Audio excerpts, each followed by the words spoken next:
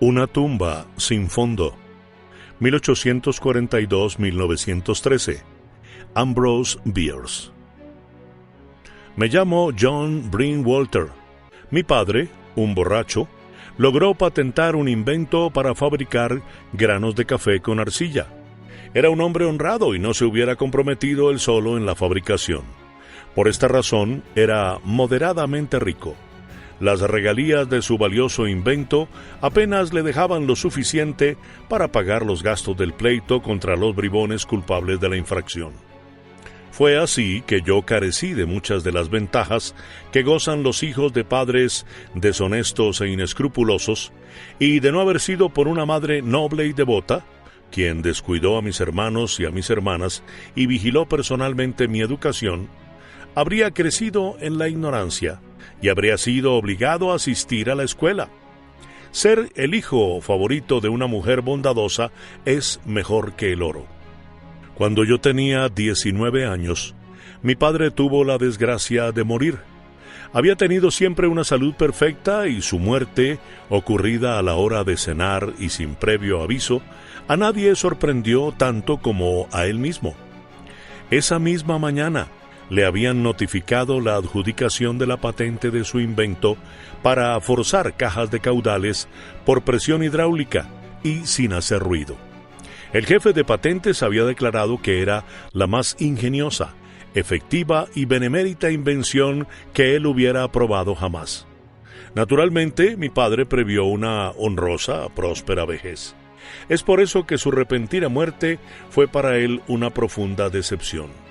Mi madre, en cambio, para quien la piedad y la resignación ante los designios del cielo eran virtudes conspicuas de su carácter, estaba aparentemente menos conmovida. Hacia el final de la comida, una vez que el cuerpo de mi pobre padre fue alzado del suelo, nos reunió a todos en el cuarto contiguo y nos habló de esta manera: «Hijos míos, el extraño suceso que han presenciado es uno de los más desagradables incidentes en la vida de un hombre honrado, y les aseguro que me resulta poco agradable. Os ruego que me creáis que yo no he tenido nada que ver en su ejecución. Desde luego», añadió después de una pausa en la que bajó sus ojos abatidos por un profundo pensamiento, «desde luego es mejor que esté muerto».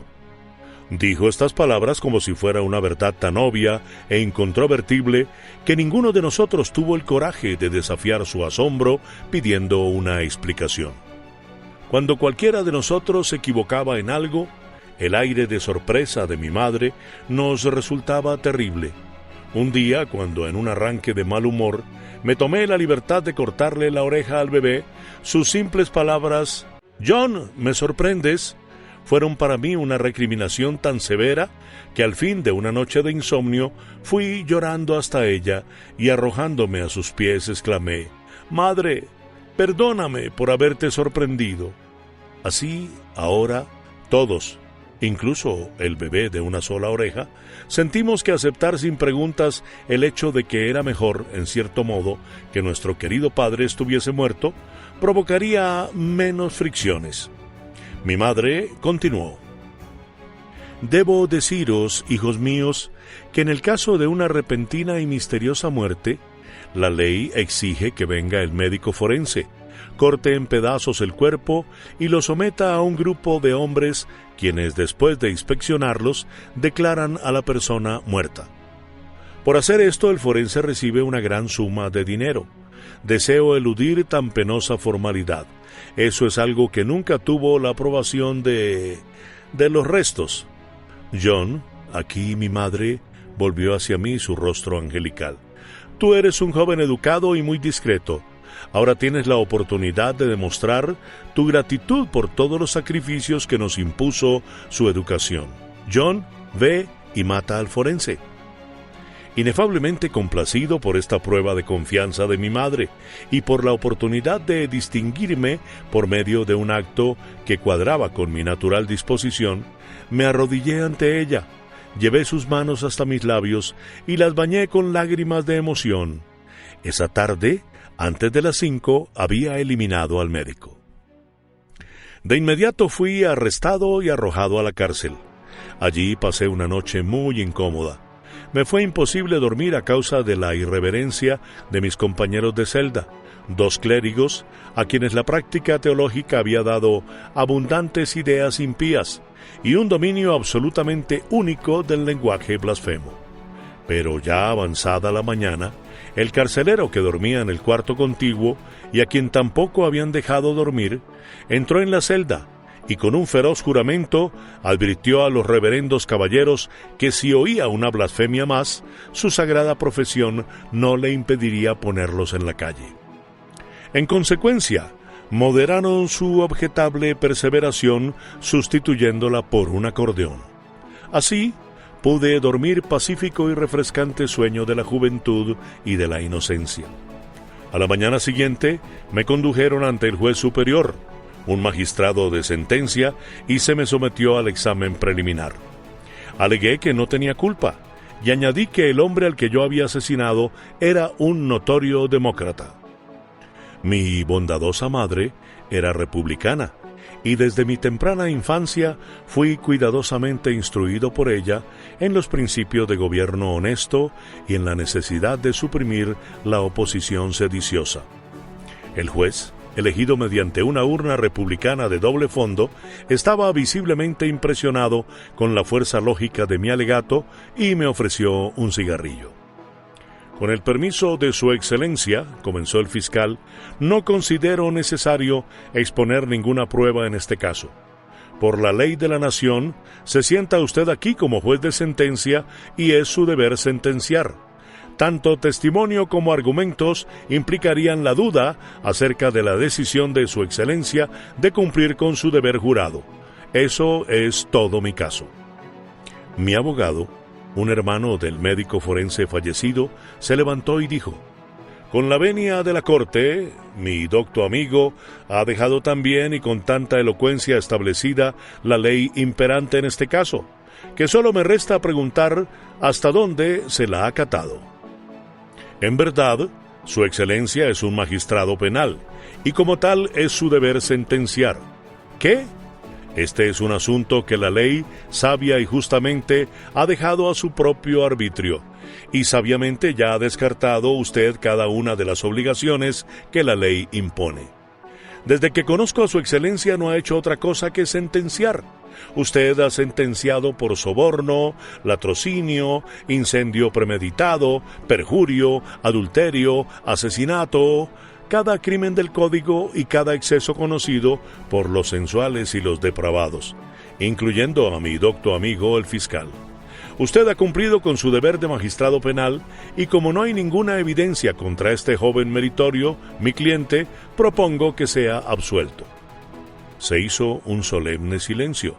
El juez se levantó, se puso la capa negra y con voz temblorosa de emoción me sentenció a la vida y a la libertad. Después, volviéndose hacia mi consejero, dijo fría, pero significativamente: «Lo veré luego». A la mañana siguiente, el abogado que me había defendido tan escrupulosamente contra el cargo de haber asesinado a su propio hermano, con quien había tenido una pelea por unas tierras, desapareció y se desconoce su suerte hasta el día de hoy. Entretanto, el cuerpo de mi pobre padre había sido secretamente sepultado a medianoche en los fondos de su último domicilio, con sus últimas botas puestas y el contenido de su fallecido estómago sin analizar. Él se oponía a cualquier ostentación, dijo mi querida madre, mientras terminaba de apisonar la tierra y ayudaba a los niños a extender una capa de paja sobre la tierra removida. Sus instintos eran domésticos y amaba la vida tranquila.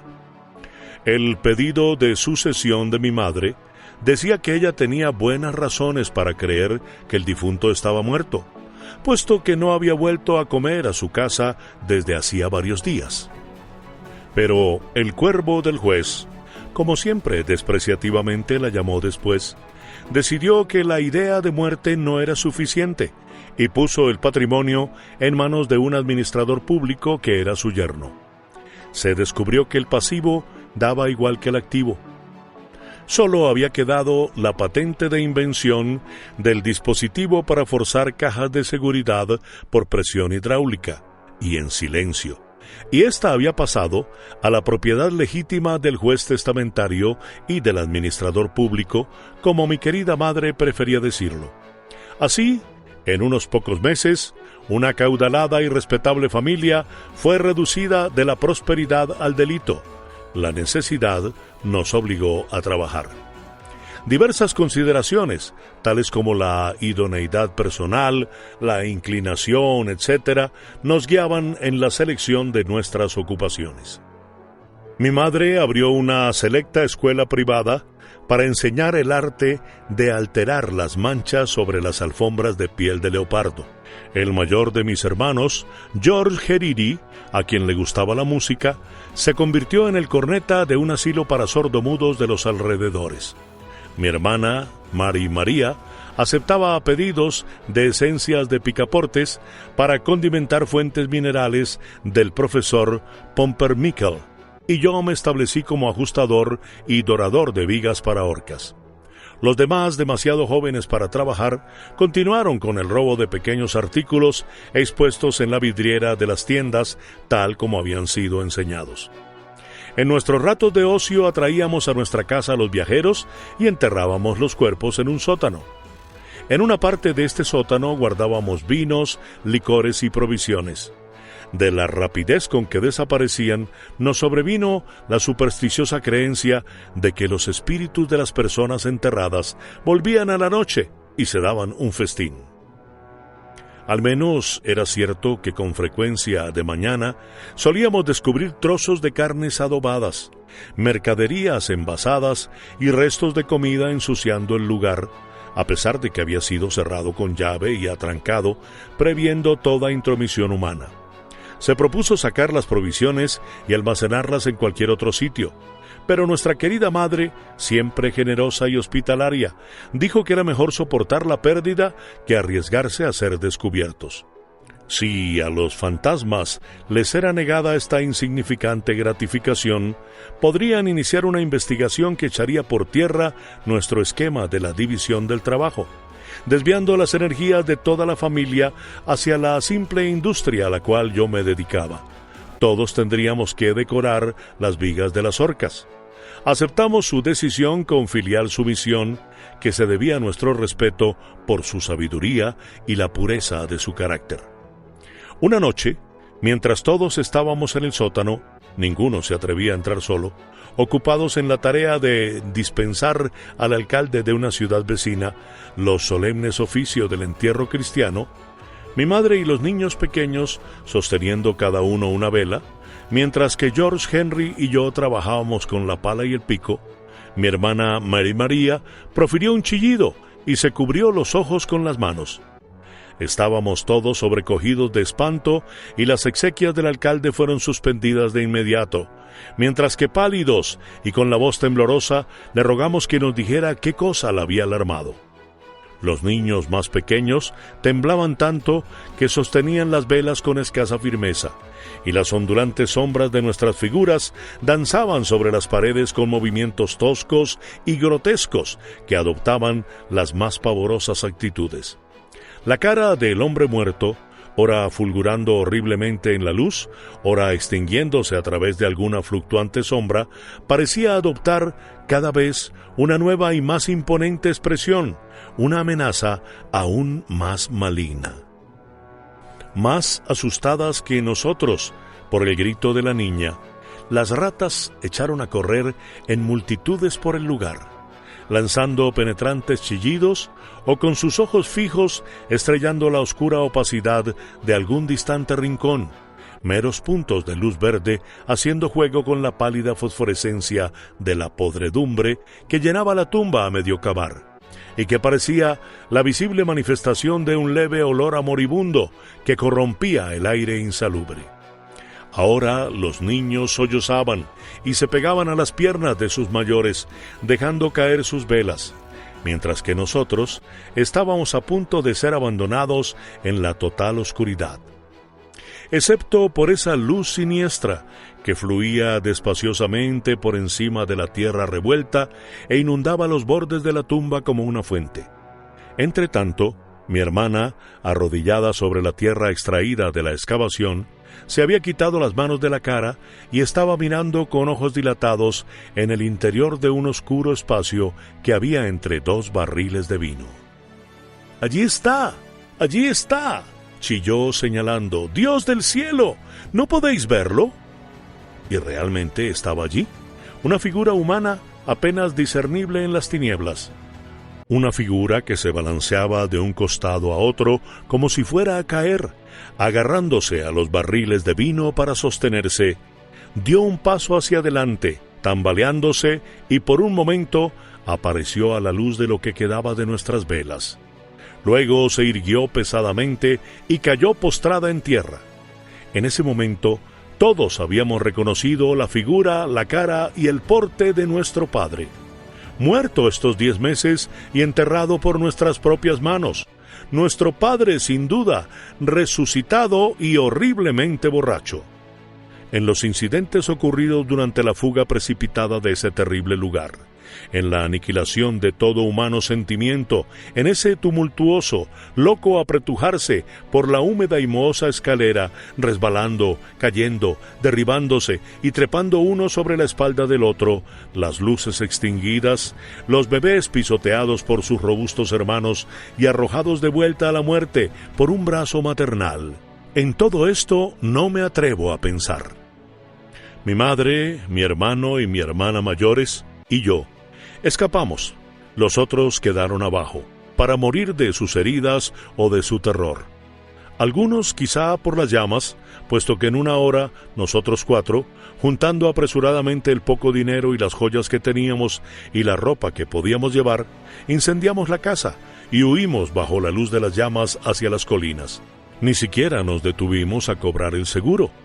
Y mi querida madre dijo en su lecho de muerte, años después en una tierra lejana, que ese había sido el único pecado de omisión que quedaba sobre su conciencia.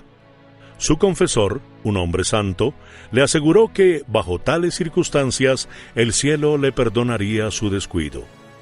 Cerca de 10 años después de nuestra desaparición de los escenarios de mi infancia, yo, entonces un próspero falsificador, regresé disfrazado al lugar con la intención de recuperar algo de nuestro tesoro que había sido enterrado en el sótano.